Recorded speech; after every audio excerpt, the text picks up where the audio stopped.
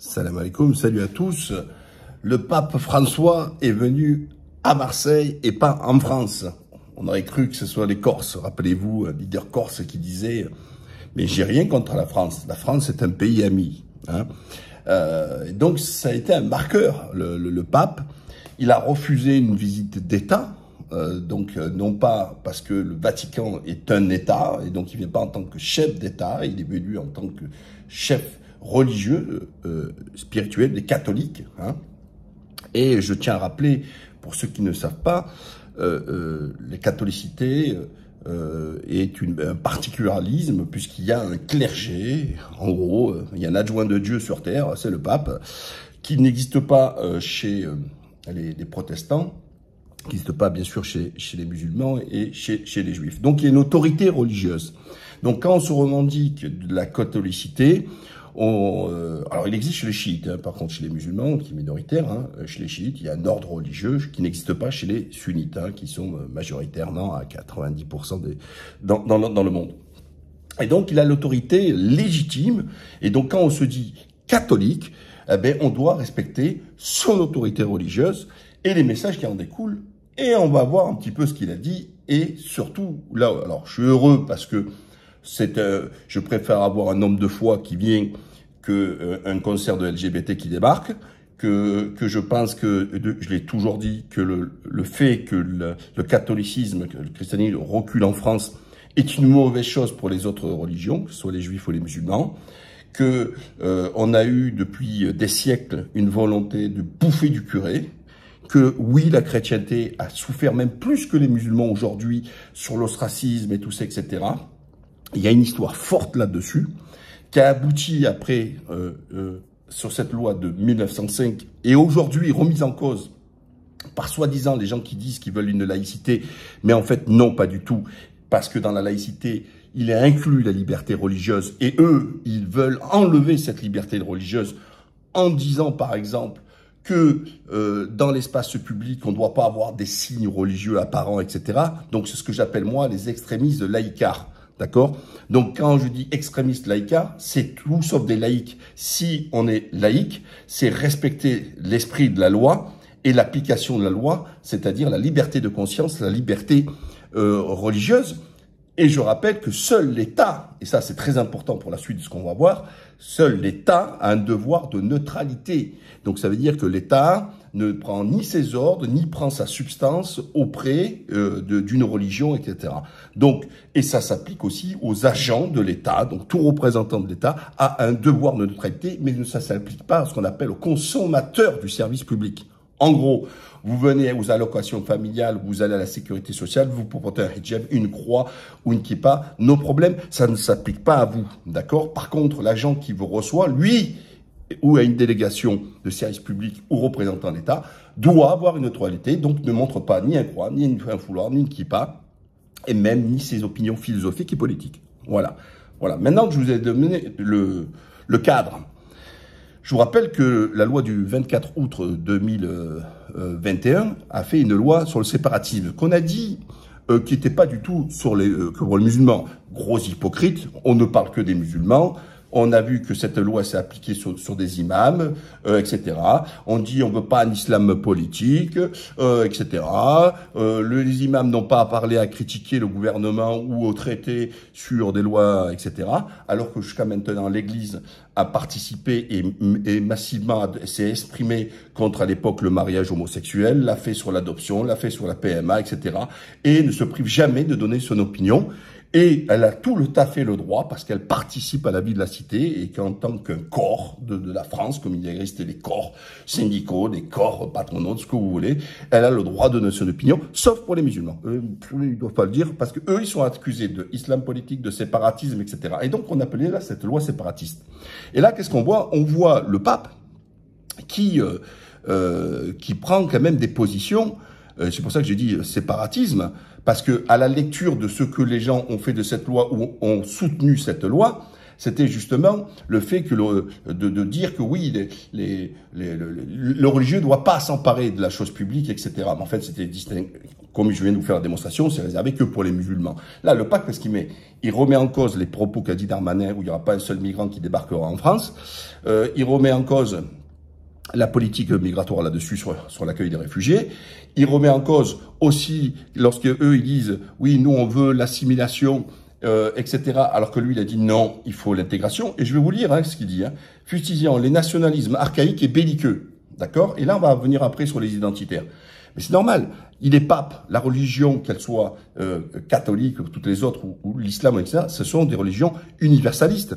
Elles ne reconnaissent pas les territoires, elles ne reconnaissent pas des frontières. Ce sont les hommes qui les ont fabriquées. Eux, parlant de Dieu, Dieu, c'est un bien commun et qu'il est, il est universel. Il n'est pas cantonné sur un pays ou autre. Donc, en cela, il est dans son rôle. Sur le fond, il est dans son rôle. Mais si j'applique ce que les autres disent, il doit être frappé par la loi de séparatisme, il doit être arrêté. Parce qu'il remet en cause, comme vous le dites, comme ils l'ont fait pour des imams. Sauf que certains des imams, qui ont été mis en cause, ou etc., sont français. Lui, il n'est pas français. D'accord? Voilà. Passons. Fustigeant les nationalismes archaïques et belliqueux. Et pas tendre, hein. Alors ça, c'est pour vous les identitaires, hein.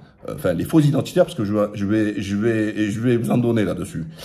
Il a de nouveau appelé à un sursaut de conscience pour prévenir un naufrage de civilisation et averti que l'avenir ne sera pas dans la fermeture qui est un retour au passé. Dans son appel à la solidarité internationale, François a estimé que la solution était d'assurer, selon les possibilités de chacun, un grand nombre d'entrées légales et régulières qui soient durables grâce à un accueil équitable de la part du continent européen dans le cadre d'une collaboration avec les pays d'origine. Il a aussi plaidé pour une intégration des migrants qui est difficile mais clairvoyante face à l'assimilation qui ne tient pas compte des différences et compromet l'avenir en augmentant les distances et en provoquant la ghettoisation, provoquant hostilité et intolérance. Donc en plus, il vient tacler tous les gens qui disent non, il faut pas s'intégrer, il faut s'assimiler. Et j'ai toujours dit que on demande aux gens de respecter la règle, donc ça s'appelle l'intégration. Et quand on lui dit de s'assimiler, c'est-à-dire de ressembler à son voisin, etc., c'est une forme de violence. On ne demande pas aux Français qui vivent, les 3 millions de Français qui vivent à l'étranger, dont moi, de venir s'assimiler dans le pays où ils sont. Et, au contraire, on a fait même des écoles françaises, il y a l'Alliance française, on fait tout à la française, etc. Hein? Donc c'est faux, d'accord? Vous demandez pas aux Français d'étrangers de s'assimiler dans les autres pays, parce que l'assimilation c'est ça veut dire c'est faire fi de ce que je suis et j'épouse un autre corps, une autre religion, une autre identité, etc. Hein? Donc Mourad, je deviens blanc et je m'appelle François. Voilà, non, pas du tout. Voilà, bon, encore, moi je suis pas un étranger, je suis né français. Voilà, mais bon, pour certains, à partir du moment où on s'appelle Mourad, on est venu d'ailleurs. Par contre, quand tu t'appelles Luigi, Franco, tu dis, non, ça c'est pas valable. On sait bien encore là-dessus. Donc ensuite on dit donc les identitaires. Pourquoi je vous le dis? Parce que on a ces imposteurs d'identitaires. Et je veux prendre en chef, puisque celui qui a été à la base de ce qu'on appelle génération identitaire, et j'avais déjà débattu contre lui, il s'appelle Damien Rieu. Je l'avais épinglé déjà sur le fait de lui dire que s'il était vraiment à droite et qu'il était vraiment en défense de la chrétienté, donc ça veut dire qu'il aurait été aux côtés de la droite lorsqu'il y a eu la loi de 1905, donc d'être contre la loi de 1905, donc comme la droite l'était à l'époque, etc. Oh non, alors il disait non, moi je suis, en fait c'est... je suis chrétien, je suis identitaire chrétien, mais de culture. Vous voyez, ils sont plus cultuels, ils sont culturels. Donc, mais ça veut rien dire. C'est ou t'es chrétien, ou t'es crétin. Hein, parce que là, t'es plutôt crétin. Donc, si t'es chrétien, tu vas à l'église. Et là, t'as pas été à la messe. D'accord? T'as tweeté. La mienne, tu lâches pas, lui. Tu prends pas lui, il pose pas d'RTT, il pose pas de congé annuel, pas de jour férié. C'est H24, il tape. Il a passé son temps à taper sur le pape. Alors, vous allez sur Twitter, hein, voilà. Alors, qu'est-ce qu'il dit? Il a passé son temps à taper sur le pape. Alors que le pape multiplie les messages d'imprudence sur les migrations, pensez ce matin aux 3 fidèles catholiques massacrés dans une église de Nice par le clandestin Brahim Aouzi qui venait de Lampedusa. Voilà. Il a passé son temps à tweeter. Je ne comprends pas le pape, il essaie de nous convaincre que l'immigration est une chance, est une richesse, en prenant justement l'exemple de son pire échec. Marseille, c'est 44 morts de narcotrafiquants depuis le début de l'année. Bon, déjà, on ne sait pas que l'histoire, en plus, il raconte n'importe quoi. Quel rapport les migrants qui sont à Lampedusa avec les mecs qui sont morts, les narcotrafiquants? Parce que, jusqu'à preuve du contraire, j'ai pas entendu dire que dans les narcotrafiquants, c'était des étrangers, hein. Hein, d'accord, ils sont français, hein, ok. Donc, viens pas tout nous mélanger. Oui, non, mais on le sait bien. le blanc, comme tu défends toi, parce que c'est des identitaires blancs, et je vais en venir après, ils se droguent pas, ils vendent pas de drogue, pas de cocaïne, pas d'hachiche, mais vous avez le cul trop propre, quoi, hein, etc. Hein. Donc il faut arrêter de prendre les gens pour des neuneux. Alors, et donc, pourquoi donc je vous dis que c'est des fakes? Et là, je suis content, c'est bas les masques. Parce que, dans le discours du pape, il met une putain que tliha, une fessée à ces pseudo-identitaires. Et eux, par leur critique, démontrent justement qu'ils ne sont pas chrétiens. Le pape François parle de quoi? Il parle d'amour, il parle de fraternité, il a même fait un truc interconfessionnel quand il s'était après Notre-Dame de la Garde, il a un discours ouvert, universel, et les autres, on les a des gens recroquevillés, des gens qui sont aigris, des gens négatifs, des gens haineux, et, je vais même mieux, des gens comme Damien Rieu, tous identitaires, ils ont une haine pour une partie des Français au regard de leur appartenance religieuse ou au regard de leur couleur de peau. Donc, en fin de compte, ils n'ont rien de chrétien, ils sont des crétins. Ils ne défendent pas du tout les valeurs de l'Église parce que je les vois pas défoncer le mariage homosexuel, je les vois pas défoncer les LGBT, je les vois pas défoncer la MPMA, GPA, etc. C'est une posture. Et moi, je vais vous dire, au moins là-dessus, j'ai un point de respect, entre guillemets, sur Zemmour. Zemmour, lui, il bat les masques. Lui, il le dit clairement, net et très net. Mon problème, c'est l'islam. Voilà. Voilà, c'est clair, c'est net, il s'en fout, français, pas français, il s'en tape. Lui, il a un problème parce qu'il pense que ils vont venir conquérir et puis vous imposer différents trucs. En plus, des choses qui n'existent pas, parce que la plupart des Français ont voyagé, ont été dans des pays musulmans, et vous avez vu qu'il n'y a pas d'obligation, on vous demande pas... D'ailleurs, regardez, on parlait du Maroc, il y a beaucoup de Français qui sont au Maroc, et ils n'ont pas été forcés à porter le voile, ils n'ont pas été forcés à porter la barbe, de faire la prière, de faire un ramadan, et de tuer le mouton pour la fête de l'Aïd. Et il en est de même dans tous les autres, la plupart des pays musulmans. Donc vous avez été forcé de rien du tout, d'accord? Moi je vis en Turquie, il y a des églises, beaucoup orthodoxes aussi, ils sont libres etc. Et pourtant on est aussi sur un système de laïcité. Ça n'empêche pas d'avoir l'archprêtre qui est toujours à côté arménien avec Erdogan, ainsi que les autres responsables religieux, juifs, etc. Et donc voilà, donc là on est très clair. Donc du coup avec leur comportement et leur haine même du pape, c'est hallucinant parce qu'ils massacrent. J'ai vu aussi un truc de Yvan Rioufol, ils massacrent le pape. Donc en fait là ils ont le seum, d'accord? Parce que il vient démolir tout leur position, leur posture, leur délire, etc. Et on a un pape qui est généreux, qui est fraternel, qui est là pour être face aux opprimés, etc. Alors, je ne dis pas que en plus il est dans son rôle en faisant ça, d'accord? Hein? Et là, les diatribes, les attaques, elles viennent pas des musulmans, vous appelez ça les islamistes, les barbus, les habayas, et tout ce que tu veux. C'est bien ceux qui rentrent dans la gueule aujourd'hui, tant sur le plan journalistique que sur les plans des, des acteurs, hein, politiques et autres, ça vient des identitaires. Hein. C'est eux qui tapent, d'accord? C'est eux qui tapent, hein, c'est les non-musulmans qui tapent sur le pape. Moi, j'ai pas vu de manifestation de musulmans, de ça, etc., épingler Macron et son hypocrisie. On a eu sa bonne femme et avec la reine d'Angleterre en abaya, alors qu'il y a quelques jours on nous disait que ça testait la République, ça menaçait la République pour l'école, pour les jeunes filles à l'école. Et là, pas de problème, Brigitte elle peut la porter, et puis la reine d'Angleterre, elle la porte. Vous l'avez compris, encore tout ça, c'est toujours de l'hypocrisie, parce que je mets dans le même panier des Damien Rieu, les identitaires, et de Macron. Parce que c'est pire, parce que Macron c'est vicieux, hein. Rappelez-vous, pendant la campagne en train de Tours, il se met à côté d'une femme voilée. Oui, vous voyez, on peut porter le voile, être féministe. Et puis, parce que il voulait capter les voix des musulmans pour le deuxième tour, tout ça, etc. Et puis, l'acrobate, après, derrière, il va soutenir Darmanin qui, lui, alors, il massacre, il tape, et tout ça, etc. Et puis, il voit de l'islamisme de partout. Chaque fois qu'un musulman pratique, c'est un islamiste, hein, pour eux. Voilà, c'est ça. Et après, islamiste, terroriste, on a compris les raccourcis. Donc ça, c'est une réalité. Et cette hypocrite de Macron qui vient pour la messe, au stade Vélodrome, quand même, tout ça, etc.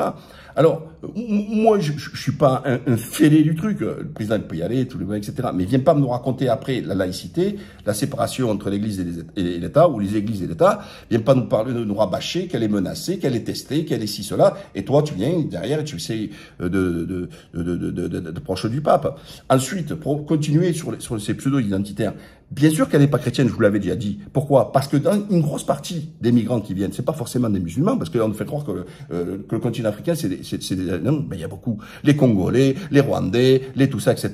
Désolé, ils sont chrétiens. Ils sont chrétiens. Donc il faut arrêter de raconter encore des âneries. Mais vous en voulez pas parce qu'ils sont noirs. Voilà, mais dites-le. Donc dites-vous que vous êtes des identitaires blancs, que vous voulez rester blancs, mais ne me dites pas que vous voulez, soi-disant, enrayer l'immigration qui vient du Sud, et par contre solliciter l'immigration qui viendrait de l'Est, parce qu'eux, ils seraient chrétiens. Non, parce que même les chrétiens du Sud, vous les voulez pas, vous voulez que des chrétiens blancs. Mais en fait, votre problème, c'est avec les basanés, tout ce qui n'est pas blanc. En fait, vous revenez, vous voulez faire de la France l'Afrique du Sud de l'époque, vous êtes des nostalgiques de l'Afrique du Sud, où le blanc, il était le mâle dominant, et les autres exclus du système.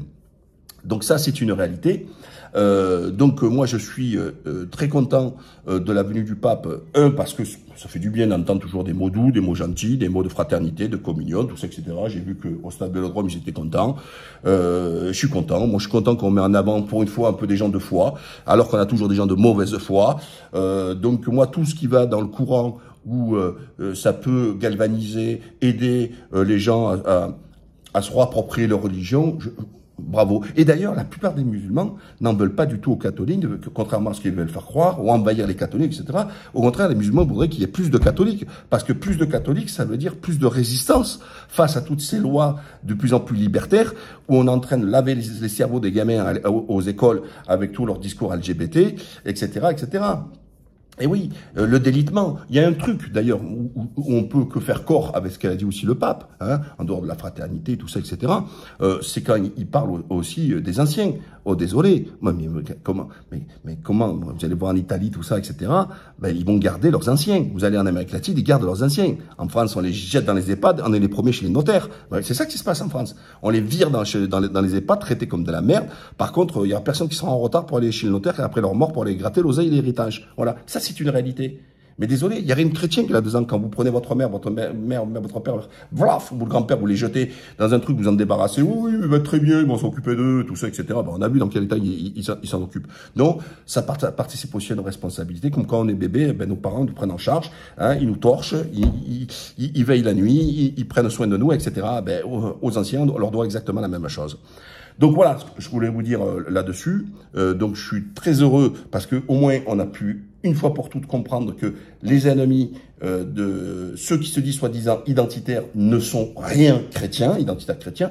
Ça me rappelle l'époque de la RDA, République démocratique allemande, et l'époque du Congo, la République démocratique de Congo. Donc en fait, chaque fois qu'il y a un pays qui mettait le mot démocratique dans son truc, il était tout sauf démocratique. Ben, c'est exactement la même chose. Quand eux, ils se disent chrétiens, il n'y a rien de chrétien, ce sont des crétins. Alors n'oubliez pas, surtout partagez, likez, commentez et compagnie. Bye.